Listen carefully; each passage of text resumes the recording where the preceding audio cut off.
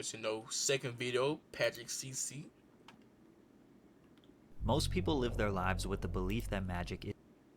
So, the truth behind David Blaine's magic, Patrick CC. Now you said, I play the RP service.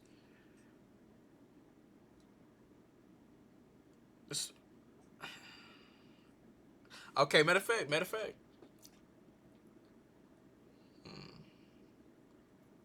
Just be ready. Just be ready. Cause when I tell you we gonna get on that bitch, after this we gonna get on that bitch. And we gonna play. And we gonna do some RP. Alright, nigga. isn't real. David Blaine is commonly known... Most people live their lives with the belief that magic isn't real. David Blaine is commonly known as one of the most iconic magicians in modern times, but simplifying David's stunts, illusions, and performances as just magic gives the assumption that it's all fake. However... What the fuck? Hold on. Hold the fuck up. How the fuck that shit disconnected?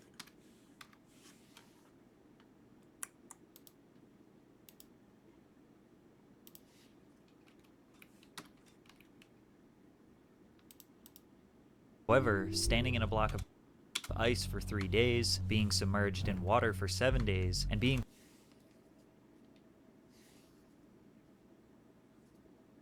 trapped in a glass box for 44 days were all very real stunts that thousands of people witnessed with their own 2 eyes. Man, what the fuck?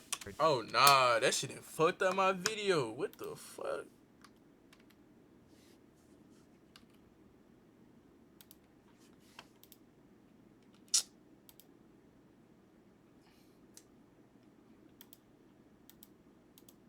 In water for 7 days and being trapped in a glass box for 44 days were all very real stunts that thousands of people witnessed with their own 2 eyes. Yet still, some are not convinced. He has been called a fake, a fraud, a jester, and they do anything to invalidate his work. Despite the annoying critics and borderline physical torture, David Blaine continued to up the ante throughout his career. But why? Well, because he feels most alive when he is just about to die. And this is how he continuously chased that feeling. Magicians have always been entertainers who perform in front of an audience with the intention to bend their minds. Typically, they sport a flashy outfit, a big stage with lights, smoke machines, and additional performers to create a spectacular experience worthy of a $100+ ticket price. Their tricks can be long and drawn out, constantly diverting your attention all over the stage, the audience oohing and eyeing. The performance crescendos to the abracadabra or voila moment that sends the overstimulated audience into an uproar of applause. However, David Blaine was the total opposite of this. David wore a plain shirt and sweats. He was emotionless in the face and gave small, focused crowds of people magic on the street for free. He primarily did card tricks and some quarter tricks where he encouraged people to pay attention as closely as possible. The tricks were nothing spectacular, but what made it interesting were the reactions of the people. What? Look. I ain't gonna know, I nigga do love David Blaine, bro. Especially seeing the street shit. And then when he do it to famous people. Yeah. I like that. Go ahead, turn your hand over.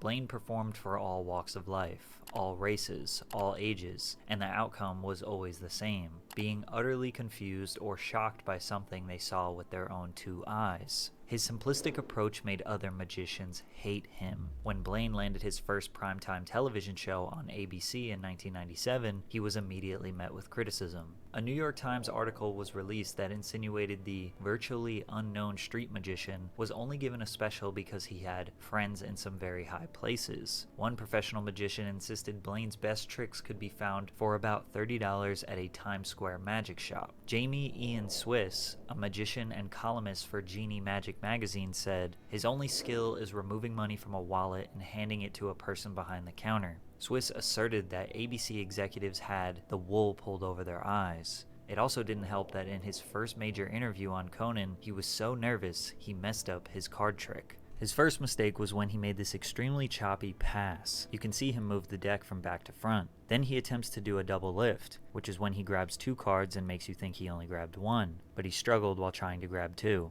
Luckily he recovered, and most people would never notice the errors. Blaine had no interest in addressing the criticism. They were likely just hating on him, and he simply wanted to make magic accessible to as many people as possible. David was inspired by the great Harry Houdini, who brought magic to people on the streets. Plus, we have the benefit of hindsight now, and we know that the traditional magic show aged like milk, and street performances or interviews is a format that remains extremely relevant 25 years later on TikTok, the #1 app in the world. However, card tricks were not enough to keep David going. He wanted to push himself to greater limits, put his life on the line to prove he is truly one of a kind, which led to his first major public stunt, being buried alive for a week straight. Harry Houdini actually performed at least 3 variations of the stunt during his career. David was mesmerized by a poster of the final version of this stunt that Houdini never got to complete due to his early death. Houdini was going to escape after being strapped in a straitjacket, sealed in a casket, and then buried in a large tank filled with sand. So I stare at, I love that poster since I was a kid. It's like in the magic books, you see that poster. Initially, his friend and founder of the Conjuring Arts Research Center, Bill Kalush, suggested that Blaine fake the stunt and discreetly sneak out of the coffin, then return a month later before the resurrection. But Blaine had no interest in faking, so he bought a casket, put it in his living room, and practiced sleeping in it. Then he practiced fasting for multiple days. He said he was able to do this for 4 days straight with no problem, so his goal was 1 week, buried alive in a glass casket so anyone could come and watch him. On April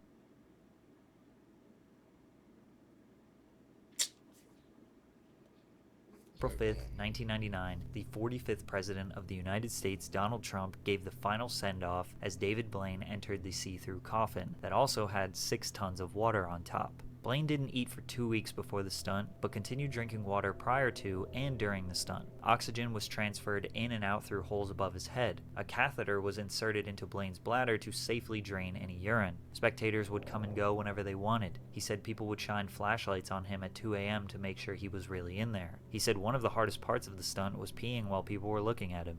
I suffered a little in here for this week, but I saw something truly incredible. People all gathered together smiling, and that made all of this worth it. Critics said that he had a trap door on the side of the coffin that led to another secret underground room with more space, food, and magazines to keep him entertained while a body double took his place inside the... Like, why people just always gotta hate? Like, niggas always gotta hate. Like, bro, just be great. Be great. You know? Like, what if he had that shit? Like, you wouldn't know. Like, damn. The coffin. They often pointed to the water being on top as unnecessary and was only there to distort people's vision so they couldn't tell the difference between him and the body double. And honestly, these are decent critiques, but David was about to endure something far more dangerous than the buried alive stunt. Something that would be significantly harder to invalidate. But first, let me tell you about today's sponsor, Aura. Have you ever Googled your name? So pay them bills, nigga. Pay them bills, nigga, bro. But not on my watch, though. Remain frozen in a block of ice in the middle of Times Square for 72 hours. After training for a year with ice-cold water, Blaine believed he was ready to endure a stunt he called Frozen in Time.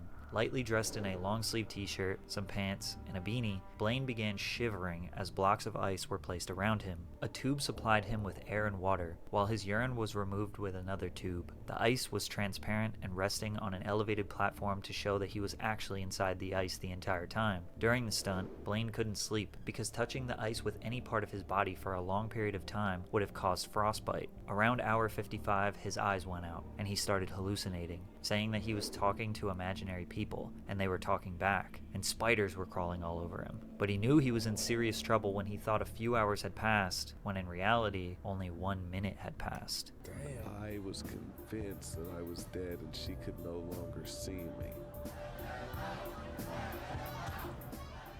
As the crowd shouts, "Let him out," the assistants decide to set him free, despite David's demands to not let him out before the 72-hour goal under any circumstance. Blaine was ultimately confined in the box of ice for 63 hours, 42 minutes and 15 seconds before being removed with chainsaws. He nearly died in that ice, but he just as easily could have died from shock after he exited the ice. He was immediately taken to the hospital for treatment. It took 1 month to fully recover. He said he couldn't move his feet for weeks. But this time, the critics were silenced. There was no way to fake this. Whether you saw it on TV or in real life, you knew this was as real as it gets.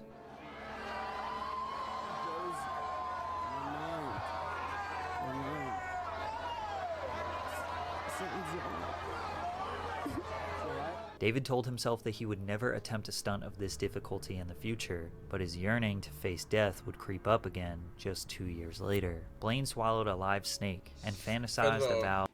But I know his pee-pee was so tight. I don't know why I'm just thinking of that shit. But just imagine. Like, if he had a tube and he had to piss through that bitch.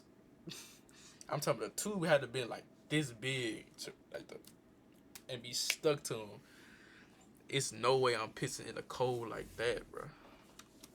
Doing you-know-what from the Brooklyn Bridge, or dangling from a skyscraper. Nothing was too risky for him, and each stunt had an increased amount of danger to keep it interesting. Vertigo, which accompanied an hour-long film, was extremely risky, but also beautifully artistic. In the middle of Manhattan, Blaine stood atop a 2-foot-wide pillar nearly 10 stories tall in New York City for 2 days and 2 nights, with no food, no water, no sleep, and nothing to sit or lean on. This is one of his most underrated performances. 99.99% of us could not even stand for 35 hours straight, let alone being 100 feet in the air, constantly battling the wind. There was no safety net or precautions set in place in case he fell, but the beautiful part about this stunt was its impact on the people. Thousands of New Yorkers halted their hectic and strenuous lives just to look up at David. I think one of the most profound things you could do in Midtown Manhattan. Well, if you talking about David, well, David get the pass. He cool with it.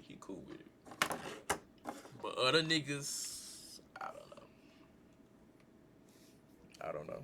Is stand still, let alone for any length of time.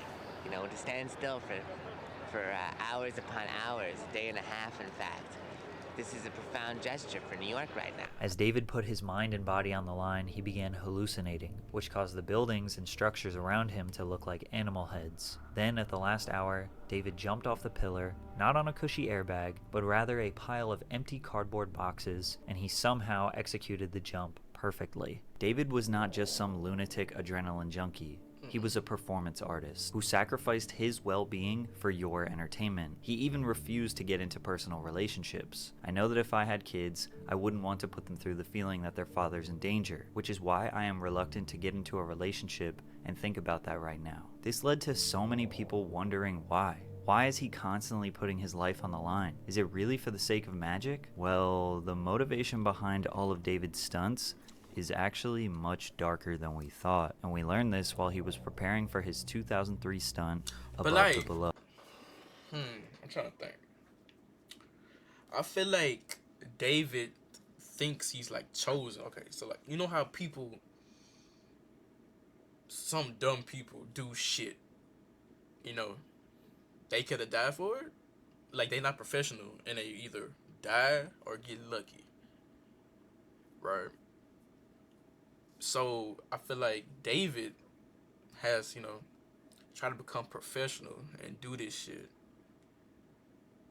so he can give that shit out there, if you know what I mean. Like, I don't know how to explain it.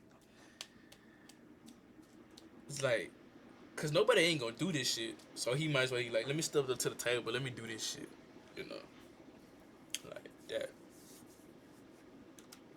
Where he'd be confined in a 3 feet by 7 feet by 7 feet transparent plexiglass box suspended 30 feet in the air in the middle of London. His goal was to stay in this box for over a month. I also consider it something that, for me, is like the ultimate truth. When you live with nothing, there's no distractions. You're just there as you are, struggling. I think that's the purest state you can be in. Blaine later expressed how he loved the idea of death and hated life. So these stunts really make me feel great, and I love making people watch suffering because I had to watch it my whole life. Watch people I loved and were close to deteriorate and die. I saw everybody I knew, my mother, my father, drop dead. I feel the most alive when I'm going through these experiences. That was pretty dark. There isn't much information about David's personal life and childhood. We know he was raised by a single mother. He says his father was never in his life. His mother was his first fan. He spent his days as a 10-year-old reading magic books, practicing tricks, and performing them for her and her friends. At 15, she developed cancer, so his magic became her escape. When he was 17, he moved out of their New Jersey home and ventured into the Big Apple. Sadly, just 3 years later, she passed away. We know today that David is a very positive, forward-thinking, and happy man, but for the most of his career, he had an extremely dark presence. It's unclear if his persona is just an act, or if it really is him wearing his demons on his sleeve. But either way, if he didn't survive his next stunt, Blaine wanted to be remembered as the greatest showman of all time. In September of 2003, Blaine sealed himself inside the box. A webcam was also installed inside the box to observe his progress over 44 days. Despite Blaine clearly partaking in this endurance stunt, many became skeptical, with some theorizing that he used holograms or body doubles. People were also suspicious regarding holograms. Really, nigga? I can see the body double, but holograms. Nigga, people just wanna hate on niggas for no reason. Starvation, claiming his water supply was laced with nutritional glucose and sodium supplements, which he adamantly denied. David wasn't prepared for the hostility that came with being in a foreign country. Blaine was pelted with eggs and paint-filled balloons. Golf balls were also struck in his direction from Tower Bridge. Tabloids who were skeptical of his performance took the opportunity to stage barbecues beneath Blaine and even flew hamburgers up to his box using a remote-controlled helicopter to taunt him. One man even attempted to sever the pipe that was supplying him with water. But don't get me wrong, the support definitely outshined the hate, and they kept his spirits high until the stunt eventually ended after 44 days. This has been one of the most important experiences in my life. David works closely with scientists and health professionals to study the human body through his performances. A lot of the time, they end up with more questions than answers. The New England Journal of Medicine published a paper documenting his 44-day fast and stating his refeeding process was perhaps the most dangerous part of the stunt. Blaine only drank distilled water during his time in the box. The water lacked important minerals or vitamins. In the hospital, he was injected with an IV to replenish his system. However, his body almost went into shock, which nearly killed him. The study reported that he lost 24.5 kilograms or 54 pounds, which was 25% of his original body weight, and his body mass index dropped from 29 to 21.6. Ironically, though, it was David's biggest failure that got him the most attention. His failure came from attempting to break the world record for holding his breath underwater. As a young magician, I was obsessed with Houdini and his underwater challenges. So I began early on competing against the other kids. By the time I was a teenager, I was able to hold my breath for 3 minutes and 30 seconds. I would later find out that was Houdini's personal record. To grasp how long he could realistically hold his breath, Blaine met with a top neurosurgeon who informed Blaine that anything over 6 minutes could have the risk of hypoxic brain damage. He took this as a challenge. He began researching pearl divers and discovered various aspects of freediving. The first thing that he learned is when you're holding your breath, you should never move because that wastes energy and depletes oxygen since physical movement builds up CO2 in your blood. He also learned how to purge, which is when you repeatedly blow air in and out rapidly. After a while, you get lightheaded and start feeling tingly because you're ridding your body of CO2, making it easier to hold your breath. For months, he did this every morning. I would wake up and hold my breath for 48 minutes out of the course of every hour. I'd breathe for a minute, hold my breath for 5 minutes immediately after, and then right after that, breathe a minute, hold for 6 minutes, and keep going for all the way up to an hour. In that process, your CO2 levels become so high, your body has to work like a marathon runner to get rid of it. By the end, his brain was completely fried and suffered awful migraines. He also lost 50 pounds in 3 months when he learned that the thinner he was, the longer he could hold his breath. By eating so well and training hard, his resting heart rate dropped to 38 beats per minute, which is lower than most Olympic athletes. Blaine figured he could place a water tank at Lincoln Center in New York City, and if he stayed there a week without eating, he would get comfortable in that environment, ultimately slowing down his metabolism, which would help him hold his breath for longer. But he was wrong. Blaine entered the Sphere for a week before the scheduled air date, but producers confronted him and told him that just watching somebody holding their breath and almost drowning would be too boring for television. In response, Blaine added handcuffs. Nigga, too boring. How is somebody almost drowning too boring? Nigga, who Who sees that on a regular basis and say that nigga that's boring as a bitch?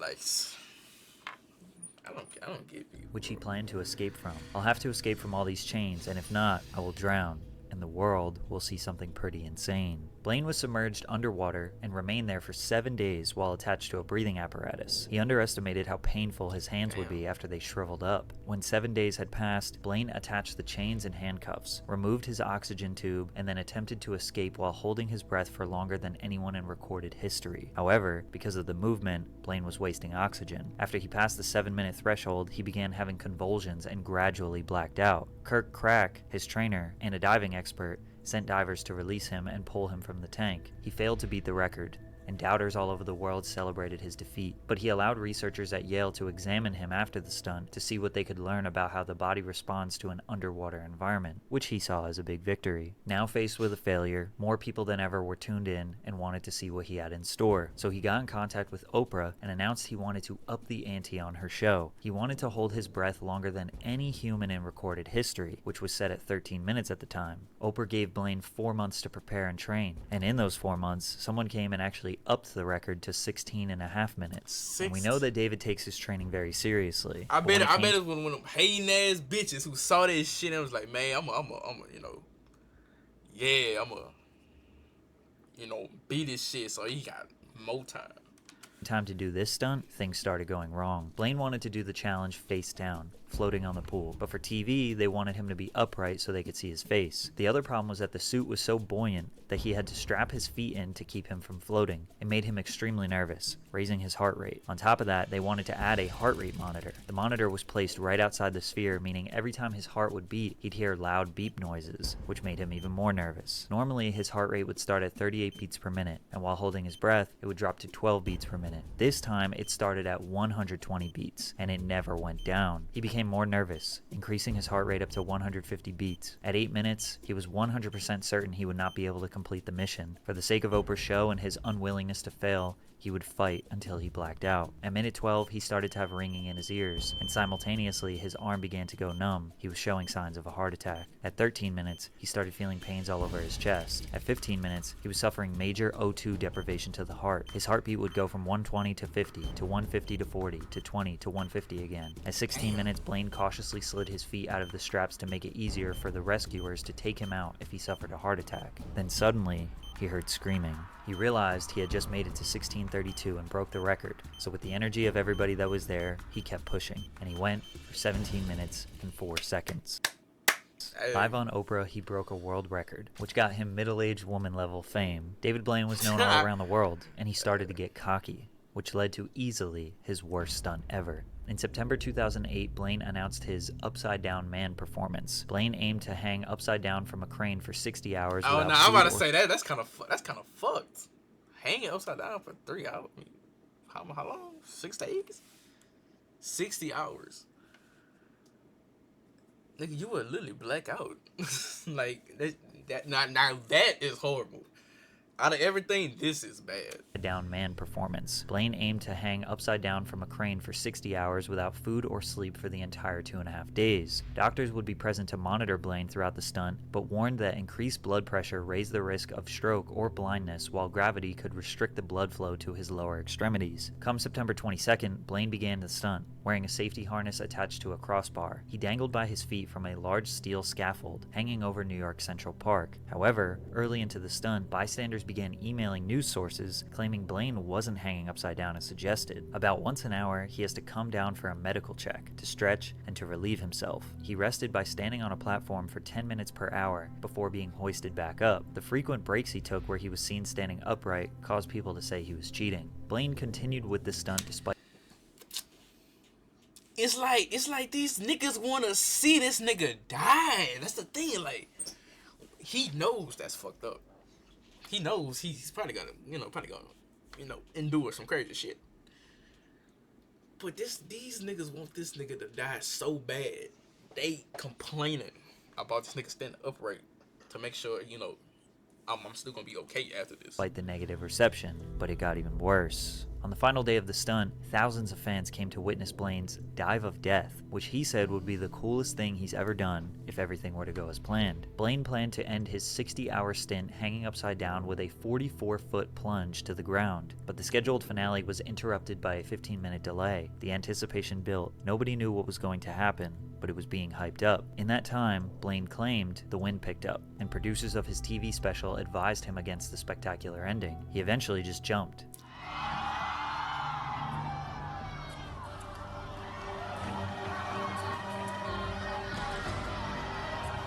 The crowd didn't know if the stunt was actually performed, which led to this extremely anticlimactic situation where he was caught midair, then awkwardly dangled above the ground for a minute before being slowly carried away into the night sky. The New York Daily News ridiculed Blaine with the headline, "Give us a break." They said that there were more boos than cheers as the stunt ended. Blaine accepted responsibility for the outcome, disappointing fans. "I knew that it didn't work right when all my friends called me up and said, 'Wait, what happened? I'm confused.'" This prompted a little break for David. He was world famous now and made some decent money from his movies and his book. He became a go-to talent for celebrity birthday parties, corporate events, and charities. He didn't want to rush anything to avoid another. I love these when you did the bitch to celebrities, for real. I love it.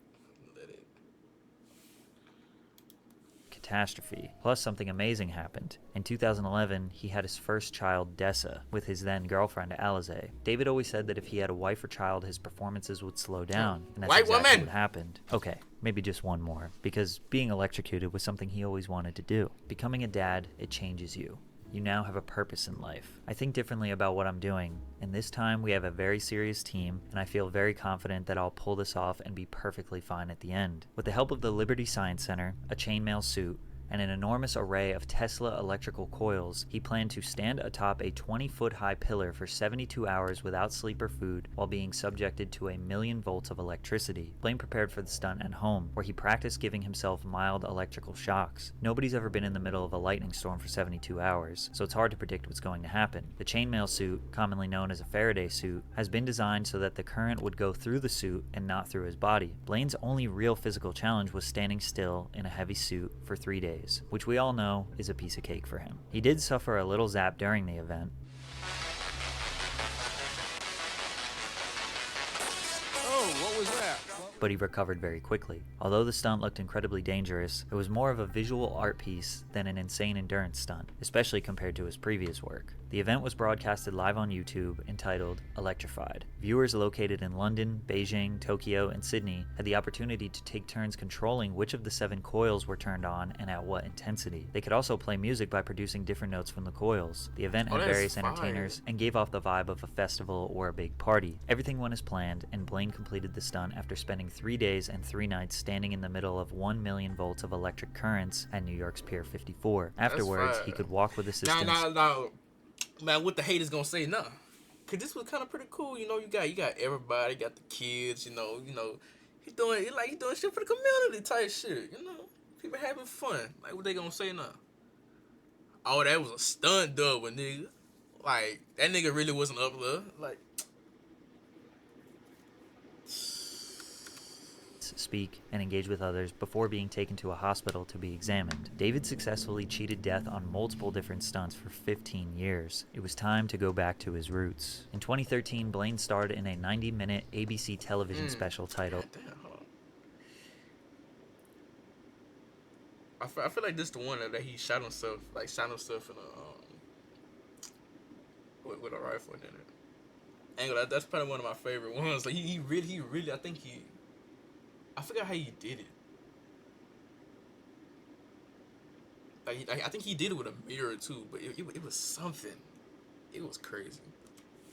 David Blaine, Real or Magic. He ventured across America from New York to Los Angeles and visited tons of A-list celebrities like Robert De Niro, Jamie Foxx, Ricky Gervais, Katy Perry, Kanye West, Michael Phelps, President George W. Bush, among many others. In 2016, he had another special titled Beyond Magic. It followed the same formula as the last and featured another wide range of celebrities. Funny enough, it was these clips that made the rounds on social media that made him extremely famous to Gen Z. They probably don't even know him from his performance art, but rather his sticking a needle through his arm or putting an ice pick through his hand. By the way, Both of these tricks aren't really tricks. He just performed it so many times until he built up enough scar tissue so he wouldn't bleed. Same thing with him eating glass. There's no trick. He is just eating glass. Oh, and making frogs magically appear out of his mouth? Well, he has to fast for 36 hours so he has no food digesting in his system. Then he drinks multiple gallons of water so the frogs have a safe place to live in his stomach. He swallows them. He can keep them there for as long as 3 hours while he does other things. Then he can force them up his esophagus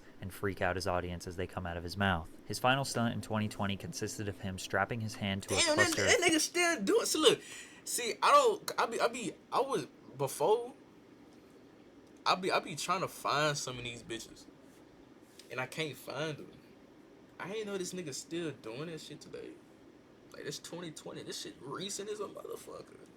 52 helium-filled balloons using a harness. He ascended nearly 25,000 feet into the sky before he released the balloons and free fell for a couple of seconds before deploying a parachute to slow his descent. Easily the most beautiful visual performance he has ever created, and it was all dedicated to his daughter. At one point, the world was convinced we were going to watch David Blaine die performing. He probably thought he would too. It seems like he wouldn't have even cared, as long as he secured his legacy as the greatest performer of all time. Now he has a daughter to take care of, and a mission to keep magic alive. He has inspired a whole new generation of magicians on TikTok. I feel like I am constantly seeing people perform magic tricks on the For You page. And if you think about it, Mr. Beast has used David Blaine's formula to become successful. Buried alive, starving himself, 24 hours in ice. However, Mr. Beast is pretty transparent about it being for views, money, and entertainment rather than straight up endurance art. It's sad that many people still to this day do not see the greatness in David's career. They try to find anything to negate the validity of his performances. It's like a constant puzzle they feel like they need to figure out. As we all know, magicians never reveal their secrets, and the real secret is how David survived his performances throughout the years. I'm not sure how, but I'm really glad he did. Facts.